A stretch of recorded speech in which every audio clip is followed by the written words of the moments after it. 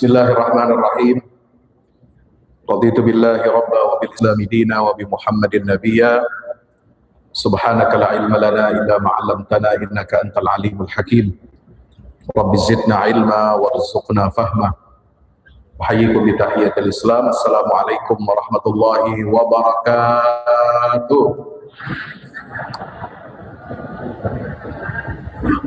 Alhamdulillah, bersyukur kepada Allah Subhanahu wa taala.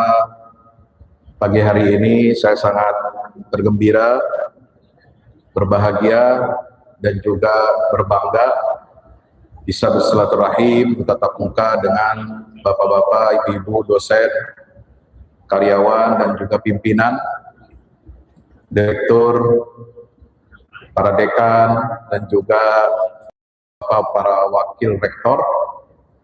Bil khusus Wakil Rektor 2 tadi yang sudah memberikan kata sambutan, yaitu Prof. Latifun PhD. Ini nama Latifun ini agak jarang saya dengar. Biasanya orang Sunda Pak ya, betul? Hah? Orang Jawa ya. Biasanya Sunda itu kan nggak bisa menulis atau membaca huruf F, jadi bacanya Latif ya, bukan Latif. Alhamdulillah juga kepada para pimpinan daerah Muhammadiyah Kota Bekasi. Saya sangat bersyukur hari ini bisa bersilaturahim dengan Bapak Ibu semuanya. Mari kita sama-sama mengucapkan Alhamdulillahi Rabbil Alamin. Universitas Muhammadiyah Indonesia sangat luar biasa, baru pertama kali tempat ini, dan barangkali ini Universitas Muhammadiyah yang kedua. Satu Universitas Muhammadiyah antarabangsa di Perlis Malaysia ya. Yang kedua Universitas Muhammadiyah Indonesia. Biasanya kalau ada kata-kata Indonesia itu berarti dia posisinya di luar negeri Pak. Karena memang Bekasi ini planet agak jauh dari Jakarta, planet tersendiri, jadi wajarlah pakai nama Universitas Muhammadiyah Indonesia. Alhamdulillah. Pagi hari ini kita akan mengkaji seputar fikih puasa. Ya, waktu kita diberikan hanya 1 jam, mudah-mudahan cukup waktunya.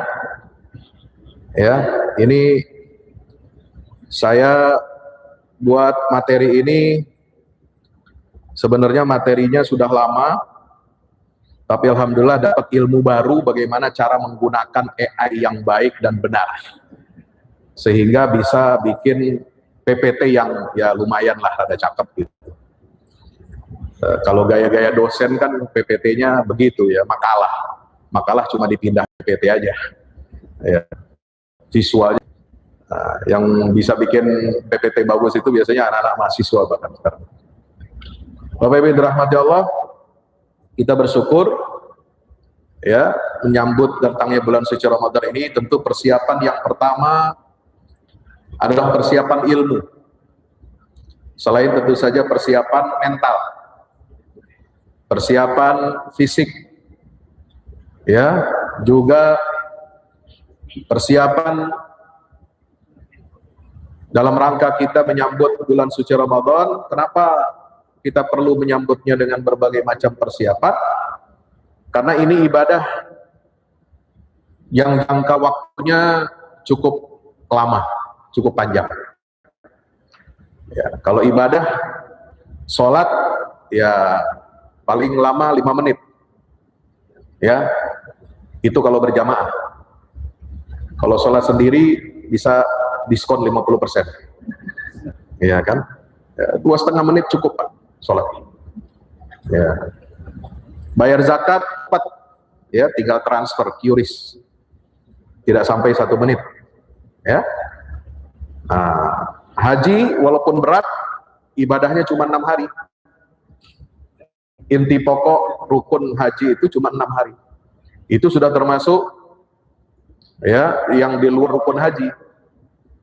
Jadi mulai dari hari tarwiyah di Mina, tanggal 8 Zulhijjah, 9 hari Arafah, berkumpul di Padang Arafah, kemudian malamnya mabit di Musdalifah, kemudian tanggal 10 Jumratul Aqabah dan juga tawaf ifadah. Setelah itu ke Mina tanggal 11, 12, 13 bermalam untuk mabit dan melempar jumrah ula, wusta dan akbar. Jadi praktis hanya 6 hari inti daripada ibadah haji. Umroh lebih singkat, ya nggak sampai setengah hari. Ya, tentu di sini Bapak Ibu teman-teman banyak yang sudah melaksanakan ibadah umroh. Ya, sampai di Mekah istirahat sebentar, selonjor, ya, bersuci, kemudian masuki area Masjidil Haram, kemudian memulai tawaf dan sa'i, setelah itu tahallul. Ya, paling lama aktivitas itu cuma 6 jam, paling lama 6 jam. Paling lama, ya. Tapi kalau mau dipercepat bisa. Ya, itu bisa hanya dalam waktu 3 jam. Nah, ibadah puasa ini berbeda dengan ibadah-ibadah besar lainnya dalam agama Islam. Ya, dia menuntut kita kesabaran yang sangat tinggi. Karena apa? Karena puasa itu sendiri, ya, dalam bahasa Arabnya itu saum atau siam. Ya, ini puasa ini sebenarnya kalau dalam bahasa Indonesia ini diambil dari bahasa Sanskerta, ya. Betul. Ya, sama dengan sembahyang. Ya, sembahyang itu dari kata Sanskerta, dari tradisi Hindu. Puasa juga sama. Ya, itu bahasa Sanskerta. Ya, untuk menggambarkan sebentuk peribadatan di dalam tradisi agama sebelum Islam datang ke Indonesia. Dia tidak makan, tidak minum, ya, tentu dengan aturan-aturan yang berlaku yang berbeda dengan ajaran Islam. Nah, cuma di Indonesia ini karena sulit untuk menyingkat istilah siam ini dalam bahasa kita, bahasa Indonesia, bahasa modern, ya maka masih kita menggunakan istilah puasa. Nah, barangkali nanti para ahli bahasa Indonesia, ya, para ahli bahasa kita bisa membuat istilah lain, ya, selain daripada puasa. Ya, karena puasa ini dari bahasa Sanskerta, bukan bahasa asli Indonesia. Ya. Jadi secara bahasa ini puasa adalah artinya saum itu adalah al-imsak, menahan diri. Ya, menahan diri dari apa? Bapak Ibu yang dirahmati Allah, menahan diri dari segala hal yang membatalkan puasa itu, ya. Dan menahan diri itu semua kita niatkan untuk ibadah kepada Allah Azza wa Jalla. Nah, ini penting. Ya. Dalil dasar hukumnya, kewajiban puasa di bulan Ramadan ini, siam, adalah berdasarkan Al-Quran, sunnah Nabi, dan ijma' seluruh ulama. Ya, ijma' ini pelengkap sebenarnya, tetapi dia menjadi penguat, ya, bahwa ajaran Quran dan sunnah yang menjadi dasar dari ibadah puasa ini kemudian dikukuhkan oleh praktik umat Islam sepanjang sejarahnya. Nah, maka di situ diperlukan ijma, konsensus, bukan konsentrat, bukan konsesi. Ya, konsesi tambang bukan. Ya, ini konsensus. Ya. Nah, konsensus ini menguatkan pijakan dasar Al-Quran dan Sunnah, yaitu surah Al-Baqarah ayat 183, ya, yang berbunyi ya ayyuhalladzina amanu kutiba alaikumusiyam kama kutiba alal ladzina min qablikum la'allakum tattaqun. Ini baru ayat pertama yang menggambarkan kewajiban puasa. Lalu kemudian dirinci dalam ayat-ayat berikutnya. Ayat 184, ya, ada tentang dispensasi ayyamam ma'dudat, faman kana minkum maridan aw ala safarin fa iddatun min ayyamin ukhra. 185 menegaskan kembali waktu puasanya itu kapan? Hari-hari berbilangnya itu kapan? Yaitu syahrul Ramadan alladzi unzila fihil Qur'an. Yaitu dilaksanakan pada sebulan penuh di bulan Ramadan, di mana bulan itu adalah bulan turunnya Al-Qur'an. Kira-kira Bapak Ibu pernah bertanya nggak? Ya, pernah bertanya begini, kenapa ya puasa itu kok di bulan turunnya Al-Quran? Apa hubungannya turunnya Al-Quran dengan perintah kewajiban berpuasa? Pernah bertanya? Atau nggak pernah ada kepikiran sama sekali? Ya, Pak Ustadz ribet lah. Ya, ibadah mah ibadah, nggak usah pakai tanya-tanya. Ya, nggak usah pakai tanya-tanya, langsung aja babi bu tanpa babi bu katanya. Ya, ini penting.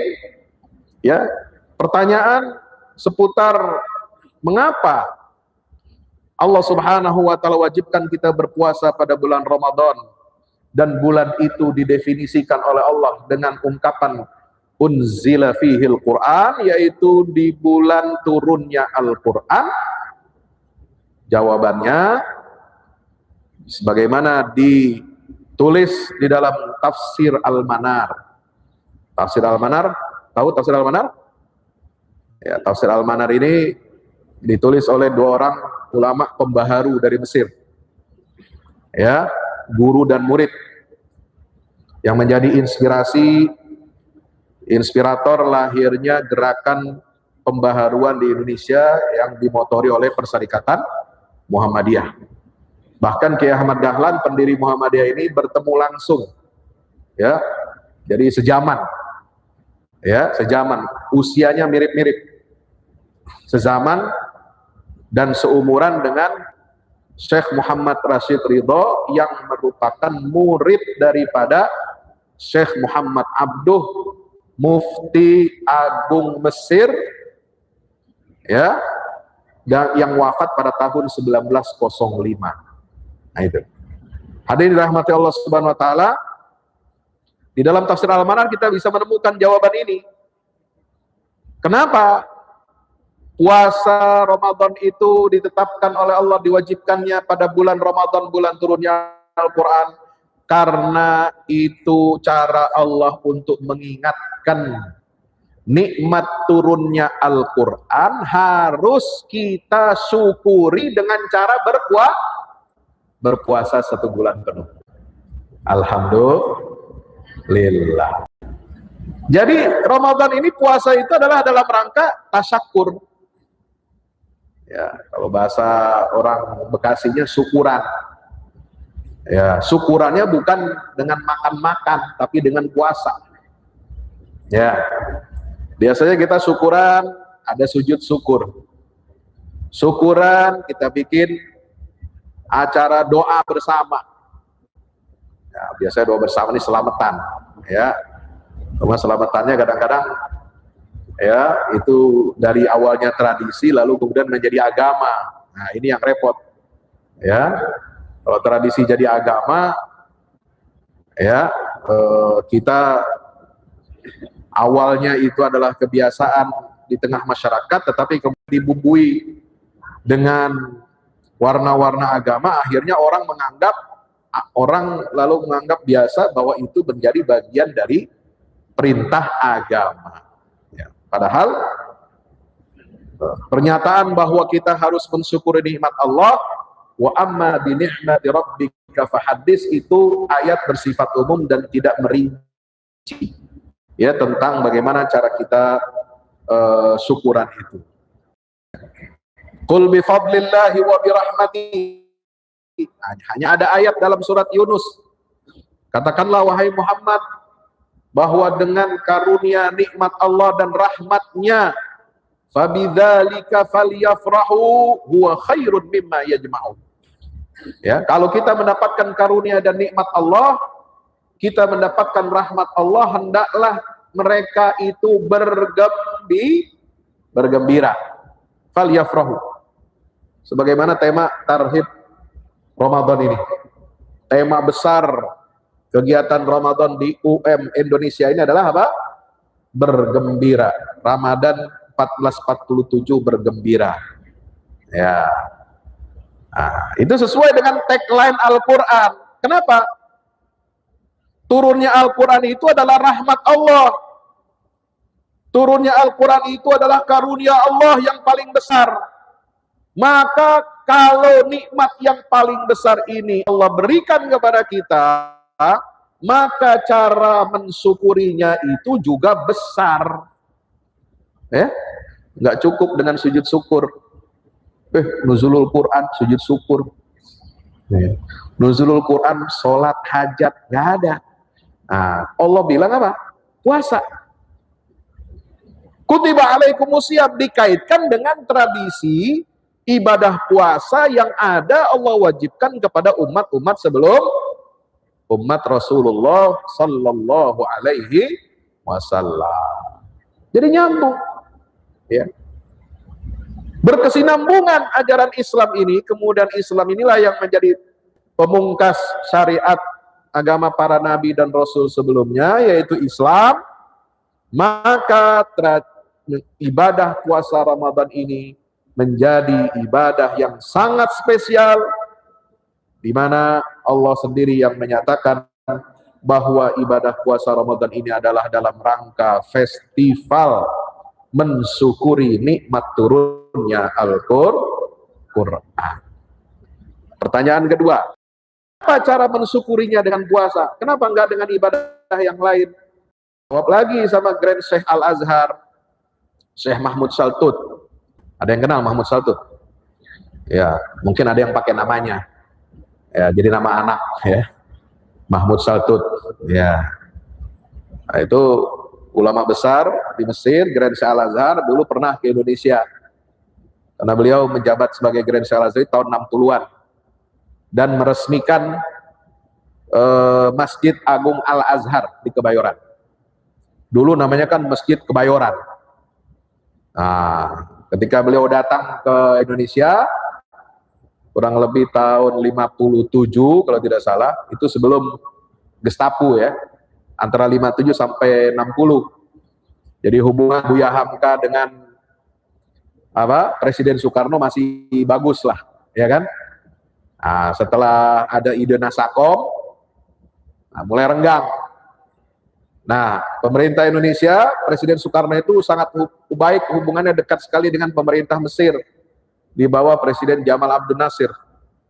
Maka Presiden Soekarno mengundang Grand Syekh Al-Azhar untuk datang ke Indonesia, meninjau pendidikan pesantren, perguruan tinggi Islam di Indonesia, dan juga dijadwalkan untuk meresmikan nama baru bagi Masjid Agung Kebayoran, ya, karena di situ Buya Hamka menjadi imam besarnya, karena Buya Hamka setiap pengajian subuhnya itu adalah mengkaji tafsir Al-Quran.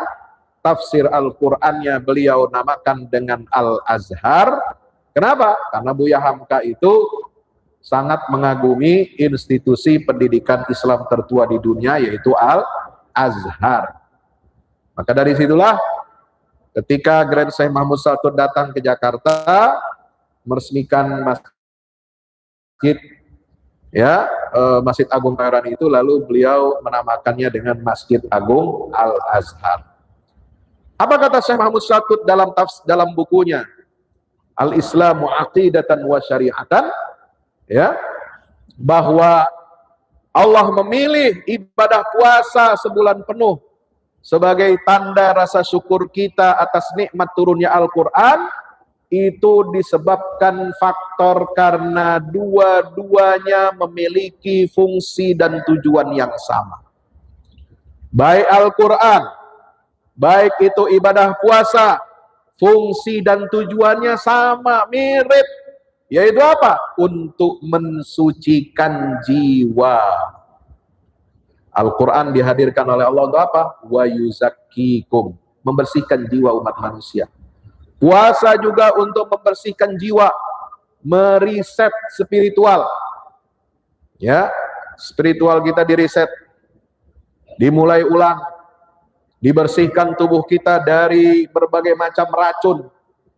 Ya, racun mulai dari racun fisik, makanan 24 jam, ya, makan berat, makan kecil, makan ngemil, nempel 24 jam. Minum macam-macam. Mulai dari cendol, es mambo, apa lagi? Es teler, ya, sampai yang berminuman bergas, ya. Cuma alhamdulillah di Indonesia orang jarang, bukan kebiasaannya. Kalau di Mesir, dulu saya belajar itu tiap makan, habis makan apa aja, itu orang lokal Mesir itu apa? Minumannya yang minuman apa itu? Yang bergas, ya, kayak Coca-Cola, nah, Sprite, Fanta, kayak gitu-gitu. Ya, makanya di Mesir ini paling banyak orang kena penyakit gula. Ya, satu karena kebiasaan minumnya begitu jelek. Yang kedua, kalau bikin kue manis-manis semua, kayak makanan apa namanya, kayak kue-kue di Turki itu, yang namanya baklava, yang namanya Turkish delight, ya, manis semua. Ya, Bapak Ibu rahmati Allah, maka itu apa? Tubuh kita diistirahatkan. Ya, mengalami apa? Detoksifikasi. Jadi mengeluarkan racun-racun dalam tubuh. Pembaharuan sel-sel agar kita senantiasa berpuasa, menjaga supaya mesin pencernaan dalam tubuh kita ini kembali performanya baik. Tapi puasa dalam Islam ini bukan untuk memberatkan, apalagi membinasakan tubuh manusia. Tidak. Dia hanya diberikan jeda 12 jam, ada yang 13 jam, ada yang sampai 15 jam puasa, tergantung wilayahnya, areanya di mana dia berpuasa. Waktunya itu dari terbit fajar sampai terbenam matahari. Kita diistirahatkan oleh Allah, dikeringkan tenggorokan kita, dikosongkan perut kita, dibersihkan saluran alat rongga masuknya makan dan minuman, dan juga kemaluan kita, ya, diistirahatkan oleh Allah, dibuat lapar dan haus supaya apa? Ya, supaya jiwa kita itu menjadi sehat. Ya, jiwanya dikasih nutrisi. Nutrisi apa ketika puasa jiwa kita menjadi sehat? Nutrisi iman, nutrisi sabar, nutrisi zikir, nutrisi bacaan Al-Quran, ya, nutrisi husnuzon kepada orang, ya, nutrisi apa? Menjauhi ghibah, namimah. Ya, sahabat, tubuh kita ini di luar Ramadan bukan hanya makan makanan yang banyak racun, tetapi juga apa? Perilaku kita juga membawa racun. Ya, racun HP, racun tangan, racun mulut, berbisa, keluar semua. Ya, keluar. Nah, itu tanpa kendali. Nah, puasa ini harusnya apa? Menahan diri kita dari hal-hal seperti itu. Ya, bawaannya suuzon aja sama orang. Ya, memandang orang tuh kayaknya nggak ada yang baik. Ya, MUI baru ketemu presiden, dibilangnya habis ketemu presiden terima BOP langsung dikasih gedung 40 lantai. Apaan tuh Majelis Ulama Su? Wah, ada lagi yang bikin singkatan MUI Majelis untuk Israel, Palelupea. Gue orang MUI, marah gue. Jangan begitu dong. Ya, MUI itu mau bikin gedung 40 lantai itu udah ada rencana dari bulan November, bos. Ya, kalau kagak ngerti, kadang seuzonnya keterlaluan. Ya, udah ada rencananya, cuma diumumkan presiden. Nah, kadang-kadang ngumuminnya juga kagak lihat sikon ini, orang lagi marah, ya, seuzon terus, pas diumumin lagi di situ 40 lantai, udahlah jadi itu barang. Nah, ini.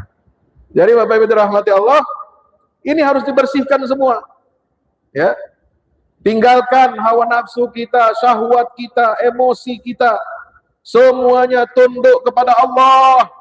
Ya ayyuhalladzina amanu kutiba alaikumus syiyamu kama kutiba alal ladzina min qablikum la'allakum tattaqun. Ini dasarnya hadis Al-Qur'an surah Al-Baqarah.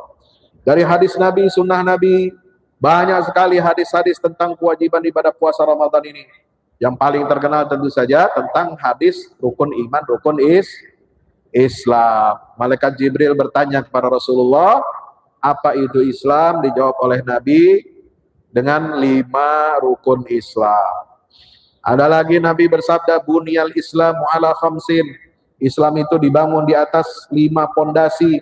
Satu diantaranya adalah puasa Ramadan. Ada lagi ini yang saya kutip, akhbirni ma faradallahu alayya minas siyam.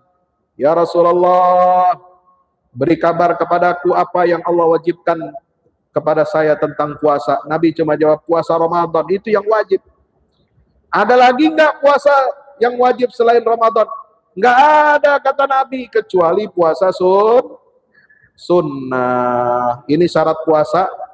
Syarat wajibnya muslim balik berakal. Syarat sahnya supaya puasa kita diterima, dia selain muslim dan berakal, juga ya suci dari haid dan nifas, khusus buat kaum perempuan. Nah, ini baru sah diterima puasanya.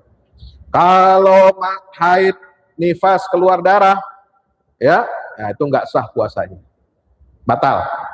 Dan syarat sah puasa itu adalah, ini bicara tentang puasa secara umum ya, mau puasa wajib, puasa sunnah sama. Jangan ada alasan itu kan syarat puasa wajib Pak Ustadz, bersih dari haid dan nifas. Sama kalau puasa sunnah, ente haid di tengah-tengah lagi puasa, itu batal. Ya, dan puasa sunnah dan wajib ini sahnya apa? Tidak dilakukan pada hari yang diharamkan untuk berpuasa. Ya, bukan hari yang haram. Hari yang haram apa? Idul Fitri, Idul Adha, haram puasa. Ya, karena pengen melanjutkan kebiasaan bulan Ramadan. Ya, maka kita puasa juga hari raya. Itu nggak benar. Itu ajaran sesat namanya. Ya, bahkan Nabi mengatakan hari raya itu adalah hari kalian makan. Hari kalian makan dan minum, itu hari raya, ya. Yauma aklin wa syurbin. Ya. Nah, maka itu rukun puasa yang pertama adalah niat. Yaitu dengan apa?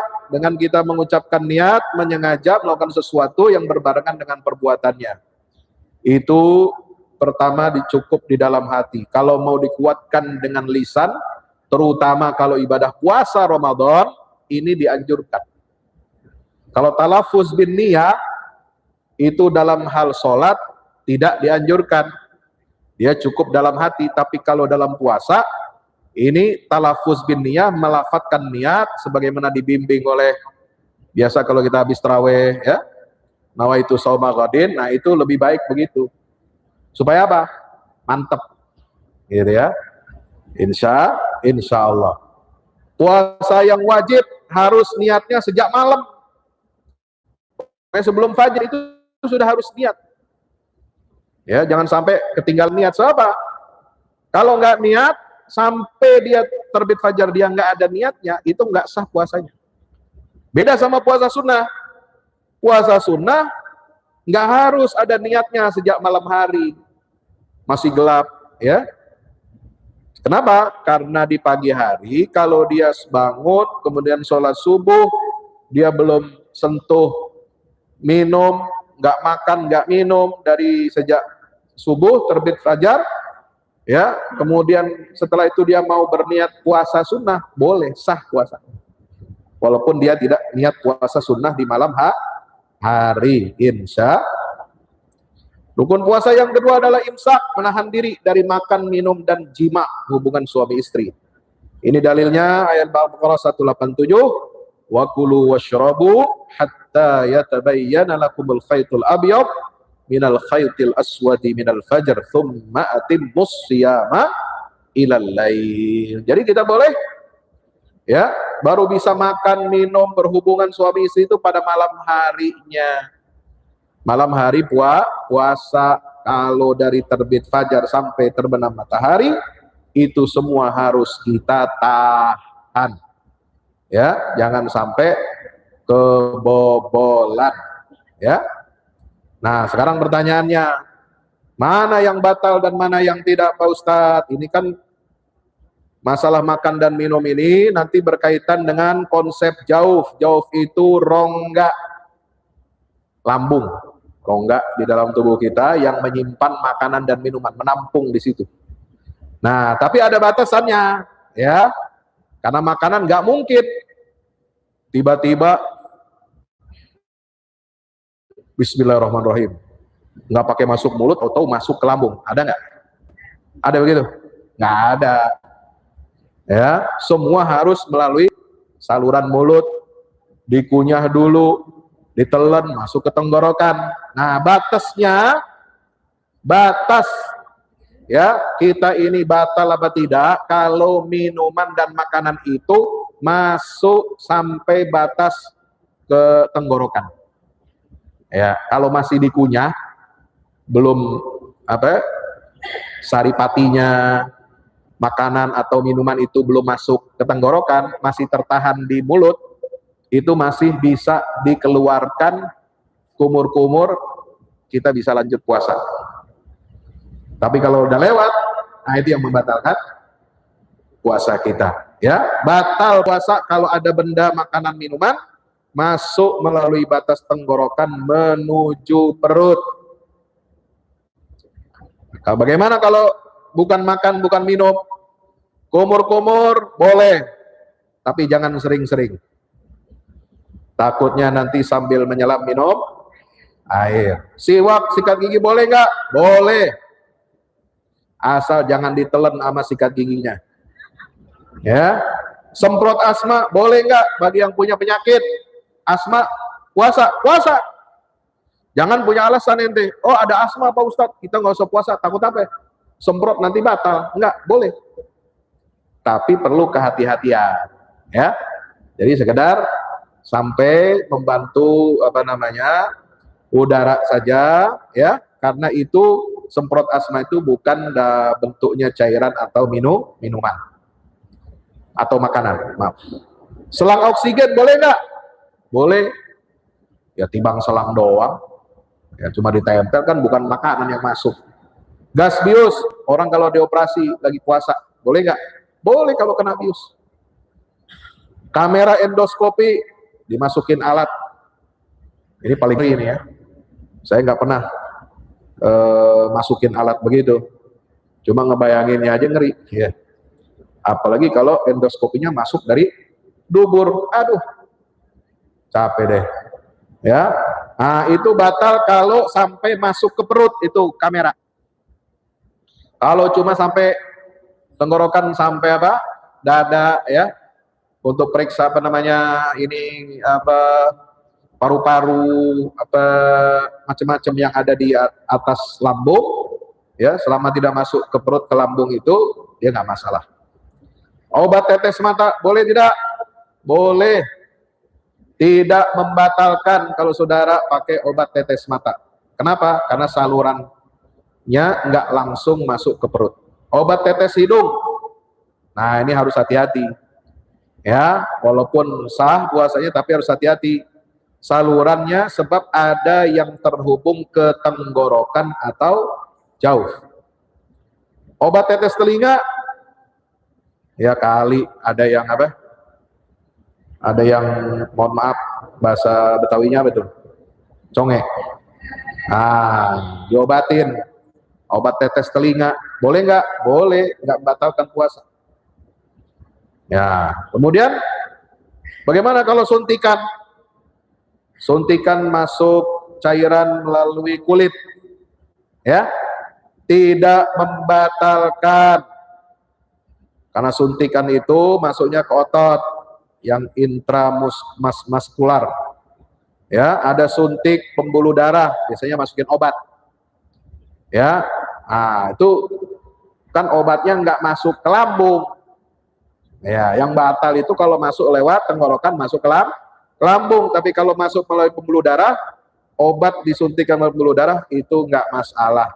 Ini kata para ahli fikih kontemporer. Transfusi darah, donor darah bulan puasa boleh nggak? Boleh, asal kuat.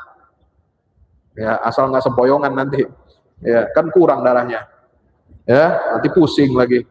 Ya, cuci darah bagi yang punya penyakit ginjal. Udah stadium berapa tuh? Ah, boleh cuci darah. Darahnya yang dicuci, bukan lambungnya dicuci kan? Ya kan? Balsam pakai koyo, boleh nggak? Boleh. Pakai kateter, boleh. Ya, yang nggak boleh ini batal puasa kita kalau ada infus nutrisi, biasanya glukosa, dimasukin ke tubuh kita, ya, berfungsi dia sebagai pengganti makanan minuman pasien yang sakit. Ya. Nah itu catatan seputar apa hal-hal yang mungkin bisa membatalkan puasa kita. Nah hadirin dirahmati Allah, puasa wajib sudah jelas itu yang disyariatkan adalah hanya bulan Ramadan, dan selain itu dia tidak terkait dengan waktu.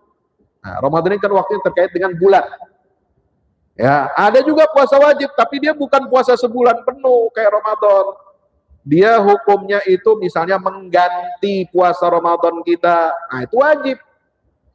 Orang sakit, ya, orang bepergian, musafir, dia nggak kuat puasa, dia batalkan puasanya, nanti dia qadha di luar Ramadan, dan itu jatuhnya hukumnya puasa wajib tapi di luar bulan Ramadan.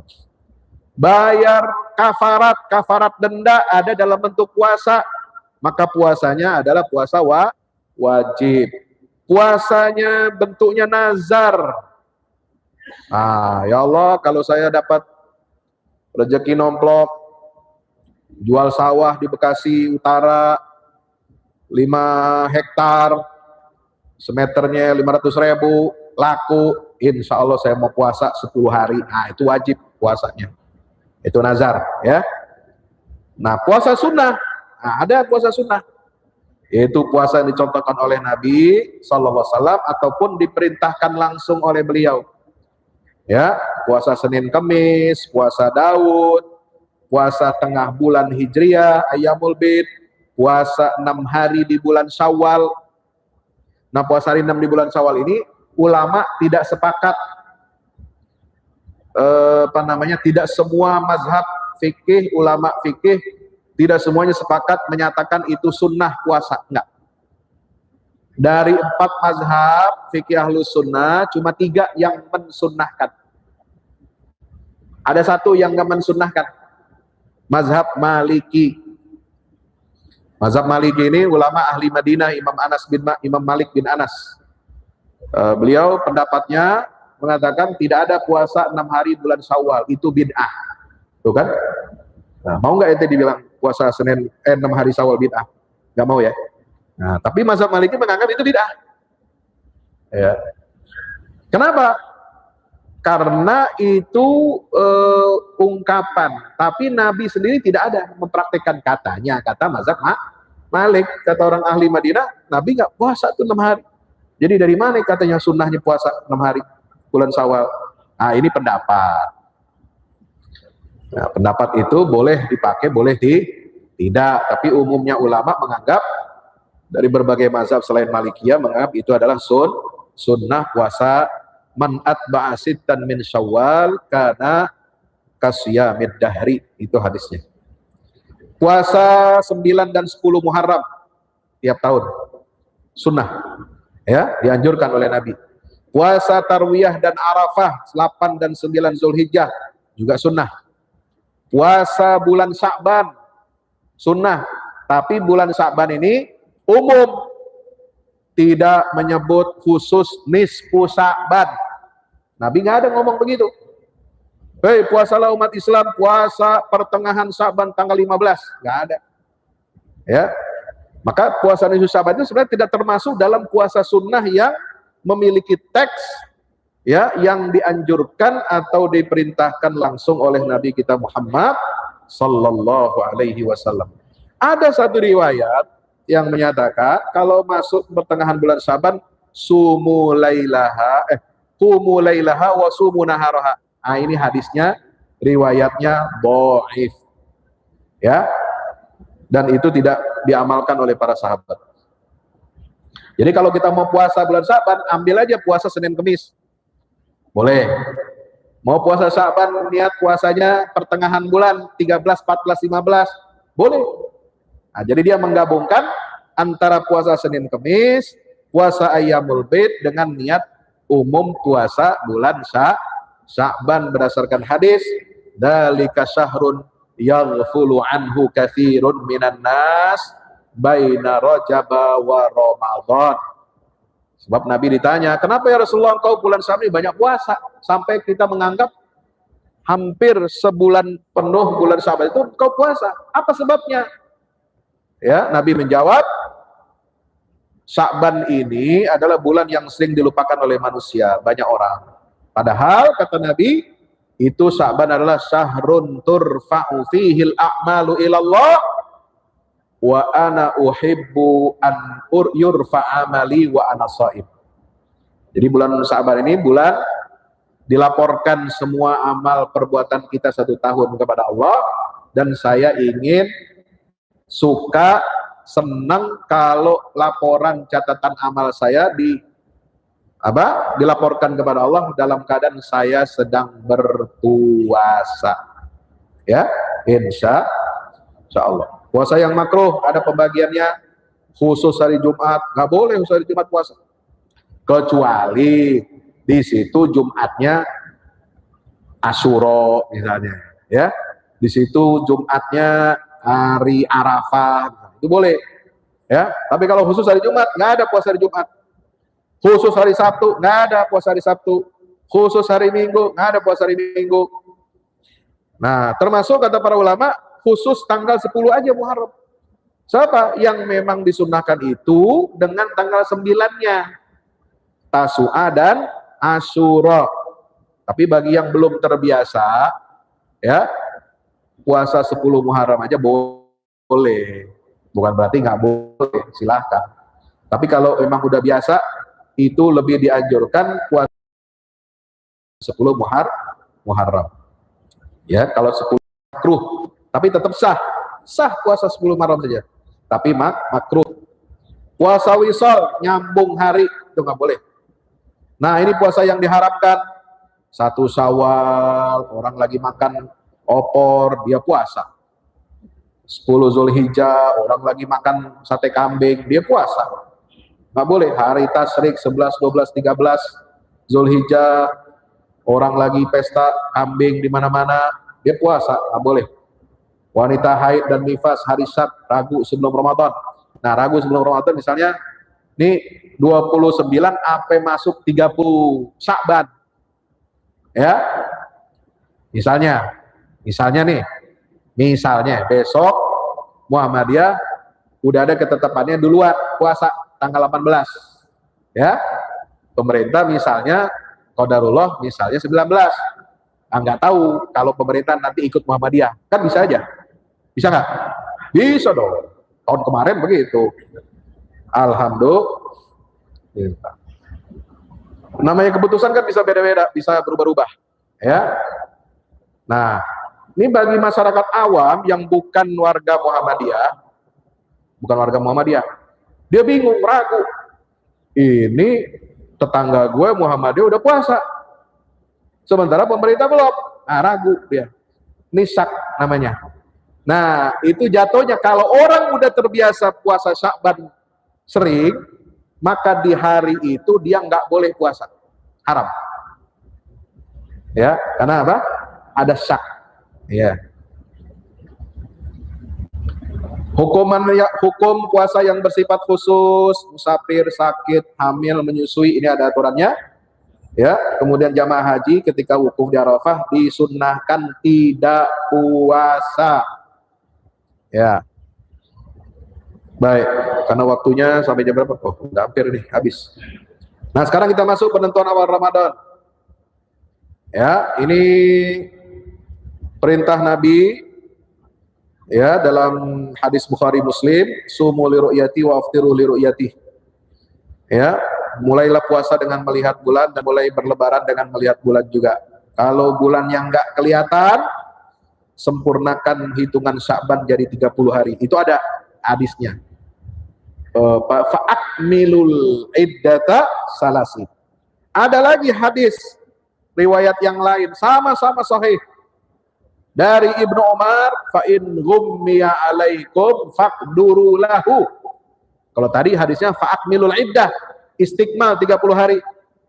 Nah, ini biasa diamalkan oleh Nahdlatul Ulama. Ya, kalau Muhammadiyah pakai hadis yang Ibnu Umar, fa in ghummiya alaikum faqduru lahu. Kalau enggak kelihatan oleh kamu, maka kadarkanlah. Artinya kadarkan itu apa? Hitung. Menggunakan ilmu hisab. Ini bulan baru udah lahir apa belum? Paham sampai sini? Insya. Nah, ini pandangan ulama klasik terhadap ilmu hisab, tapi memang bermacam-macam. Ini makanya kalau Salafi dia pegang pendapat Ibnu Taimiyah. Nggak boleh orang mulai puasa pakai ilmu hisab. Nah, bisa jadi Ibnu Taimiyah mengatakan seperti ini, wallah, dulu ilmu astronomi hisab itu belum akurat seperti sekarang. Ya, belum bisa dipastikan. Karena itu masih apa? Sedang berproses tuh cara ngitung-ngitungnya, belum pasti. Jadi belum ada observasi juga dan sebagainya. Ya, masih awal-awal. Ya, maka di sini dalam fatwa Ibnu Taimiyah dibilang apa? Sesat dalam syariah, bid'ah dalam agama. Nah, ini. Tapi apakah fatwa ini masih terus bertahan? Belum tentu, ya. Kita lihat dulu bagaimana perkembangan ilmu astronomi itu. Ya. Semua ternyata sekarang sudah sangat canggih, sudah sangat maju dan presisi. Itu ilmu astronomi itu sama seperti ilmu matematika. Nah, perbedaannya sekarang ada wahdatul matali, matlaknya ada yang satu dunia dihitungnya satu matlak jadi satu hari, atau matlaknya bisa berbeda-beda. Nanti ada pelajaran, ada yang trizonal, ada yang bizonal, ada yang apa namanya tunggal, ya. Nah, ini apakah seluruh dunia itu bisa memulai hari tanggal yang sama untuk seluruh dunia? Mungkin apa tidak? Mungkin. Dan itu ada aturannya dalam ilmu falak, ilmu astronomi. Termasuk menentukan awal hari raya Idul Fitri, Idul Adha, dan puasa Ramadan. Itu juga dimungkinkan. Kalau dulu memang, wah, kalau bahasa kita, kalau bahasa Sunda bilang apa? Acak-adut. Oh, acak-adut. Wah, di Amerika mulainya nanti 2 hari lagi puasa. Indonesia, kadang Indonesia beda sama Brunei, beda Malaysia, beda sama Saudi. Jadi puasa itu bisa 3 hari yang berbeda. Bayangkan, ya. Nah, ini kondisi begini sebenarnya nggak bagus. Jangan dianggap biasa. Zaman dulu sahabat nggak mempermasalahkan. Zaman dulu sahabat ada yang ikut ru'yahnya negeri Syam, Muawiyah, dia puasa. Sementara di Mekah Ibnu Abbas bilang, ya kami nggak ikut ru'yatnya negeri Syam. Kenapa? Rasulullah memerintahkan kami puasa itu apa namanya? Kalau kita lihat hilal, kalau kita nggak lihat ya kita nggak puasa. Kalau orang sono ngelihat ya silakan dia puasa. Nah, ini memang menimbulkan apa? Persoalan secara ilmiah. Apa persoalan ilmiahnya dan menyangkut dengan peradaban Islam, yaitu ternyata di dalam Islam yang begitu mengagungkan ilmu pengetahuan, ya, begitu menyatakan bahwa perjalanan bulan dan matahari itu adalah kuasa dan kebesaran Allah dan bisa kalian hitung dengan cermat dan presisi. Ternyata orang Islam dalam menentukan hari-hari penting di dalam agama Islam ternyata tidak bisa seragam satu hari untuk seluruh dunia. Kenapa Kristen bisa, peradaban Kristen? Tanggal kalender Masehi bisa kan? 1 Desember di Amerika sama di Indonesia sama. Ya. Natalnya 25 Desember sama di mana-mana. Ya. Di seluruh dunia yang merayakan Natal 25 Desember.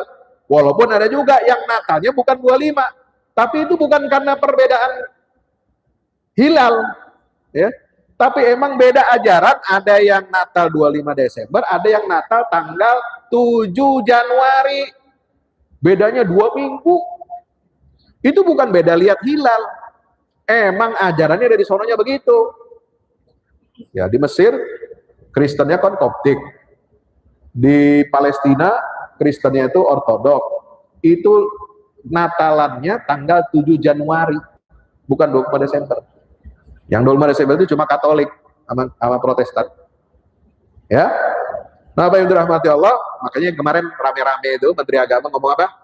Kita akan membuat Natal bersama. Maksudnya Natal bersama bukan Natalan umat Islam ikut, tapi Natal bersama itu menyatukan semua aliran Kristen, ya, dibikin oleh pemerintah. Perayaan Natal nasionalnya itu bersama-sama, berjamaah. Nah, kalau orang Kristen aja bisa diajak berjamaah, kenapa kita enggak?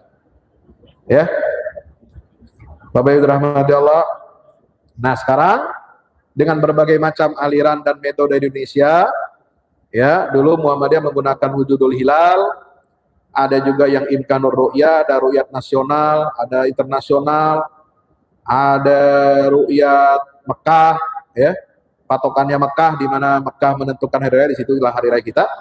Nah, ini akhirnya Muhammadiyah sampai kepada kesimpulan istihad kontemporer bahwa sudah saatnya umat Islam ini memiliki kalender hijriah tunggal yang berlaku secara global, 1 hari untuk seluruh dunia, 1 tanggal. Ya, nah ini. Jadi ini sudah diputuskan dalam konferensi internasional ahli falak dan ulama syariah di Turki, Istanbul tahun 2016.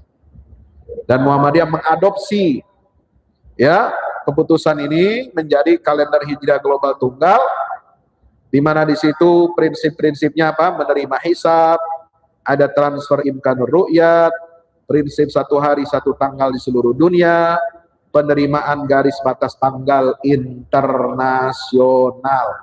Dan kalender global hijriah ini untuk digunakan untuk hari-hari ibadah umat Islam, ini juga dipakai, di-approve, diratifikasi oleh lembaga fatwa dunia. Seperti apa? Fiqh Council of North America.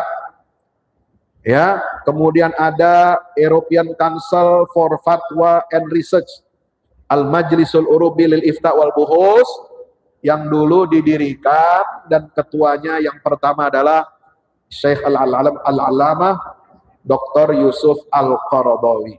Ya, itu Qaradawi itu sangat mendukung gagasan kalender global tunggal. Waktu kemari terakhir tahun berapa itu, 2018 atau 2000 berapa, ya, datang ke PP Muhammadiyah, dia bilang pemikiran kita sama kepada PP Muhammadiyah tentang pentingnya umat Islam ini menggunakan hisab kalender global tunggal untuk menentukan ibadah dan hari raya umat Islam. Nah, ini Syekh Qaradawi ini bukan ulama kaleng-kaleng, ya, bukan ulama biasa-biasa, ya, dia banyak memimpin lembaga-lembaga fatwa di dunia. Juga fatwa ini dipakai di mana Fiqh Council of North America, FCNA tadi itu, dan hasilnya sekarang ini sama dengan perhitungan kalender hijriah global tunggal yang dirilis, ya, dikaji oleh Majelis Tarjih dan Tajrid Pimpinan Pusat Muhammadiyah. Apa parameternya? Parameter kalender global itu ada 2. Ada PKG 1, ada PKG 2.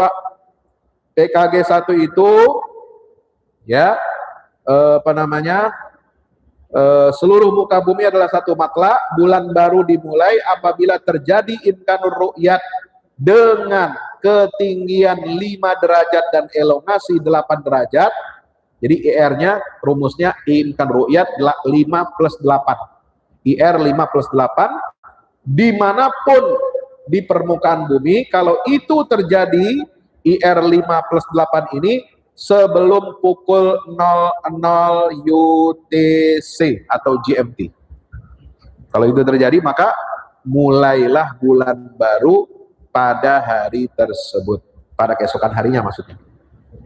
Dan kriteria ketiga, walaupun IR 58 terjadi setelah lewat pukul 00 UTC, ya, itu tetap dapat dimulai pada hari itu dengan ketentuan satu, IR 5 plus 8 itu mencapai daratan benua Amerika. Yang kedua, istima di zona waktu timur bumi terjadi sebelum fajar. Nah, ini terjadinya jadi ditetapkan tanggal 18 itu kita sudah mulai berpuasa tanggal 1 Ramadan, insya. Nah, ini maklumat keputusannya seperti ini, sudah disampaikan oleh PP Muhammadiyah tanggal 22 September 2025. Ya, saya kira itu. Yang lain-lain nanti bisa Bapak Ibu semua dilengkapi, ya, bisa di-share barangkali filenya pada jamaah, ya, tentang ketentuan-ketentuan puasa ini.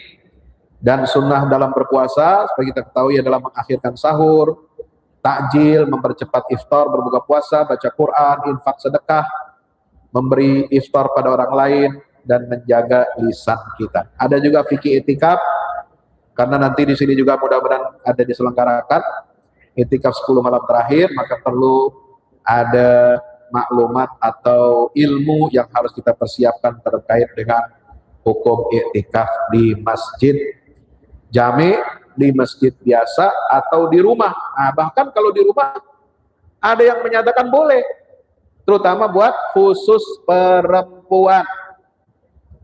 Karena kalau di masjid satu kredit kebanyakan cowok laki-laki.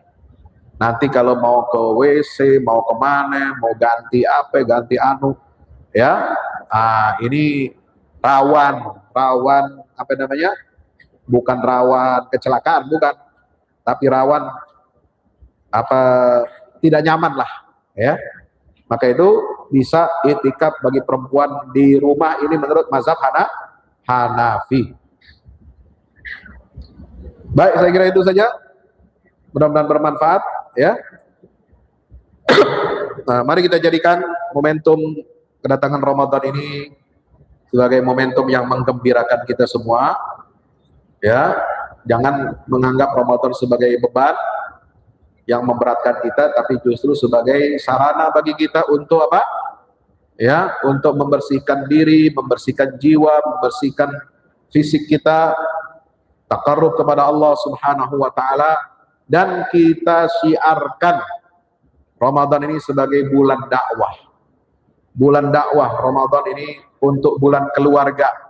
Perbaiki hubungan kita dengan Allah, perbaiki hubungan kita dengan sesama, dan perbaiki hubungan kualitas kita di dalam keluarga. Insya. Terima kasih. Nasrul minallah fatul qarib wa basyiril mu'minin. Wassalamualaikum warahmatullahi wabarakatuh.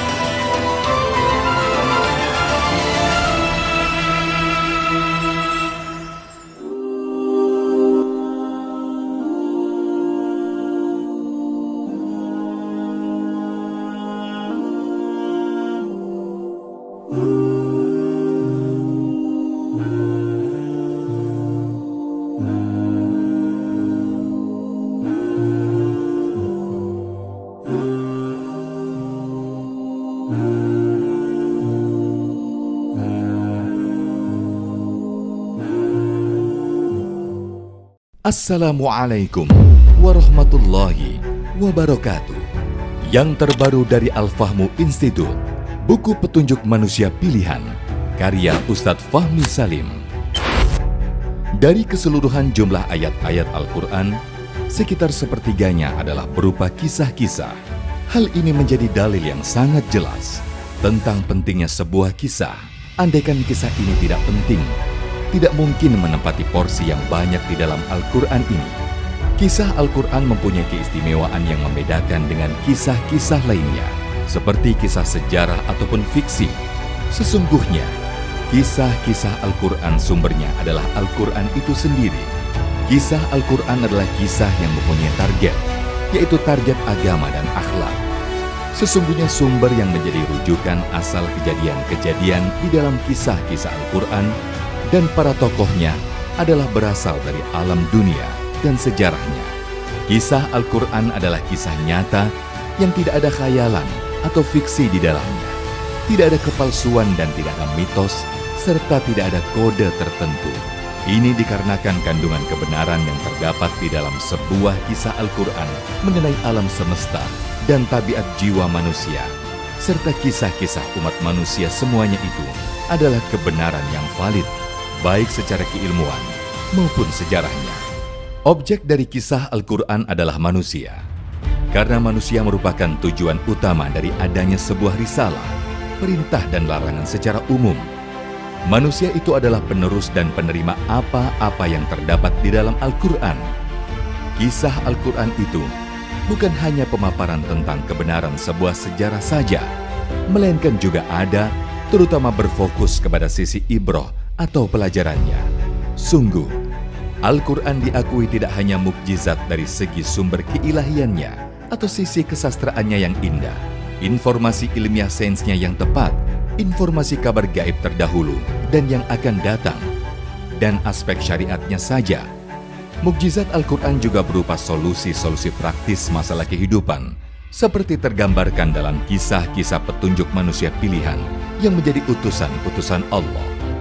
Petunjuk manusia pilihan sudah seharusnya menjadi pemandu dan penerang jalan agar Indonesia dan dunia keseluruhan segera terentaskan keluar dari berbagai kegelapan hidup menuju cahaya peradaban yang unggul gemilang, bersendikan tauhid yang kokoh sepanjang masa. Dikemas dengan tuturan yang mengalir, bercerita tanpa menggurui, petunjuk manusia pilihan bisa menjadi khasanah di setiap keluarga untuk memetik pelajaran dari kisah-kisah manusia terdahulu, dan pelajaran itu berkaitan erat dengan kehidupan kita masa sekarang. Dapatkan segera. Wassalamualaikum warahmatullahi wabarakatuh.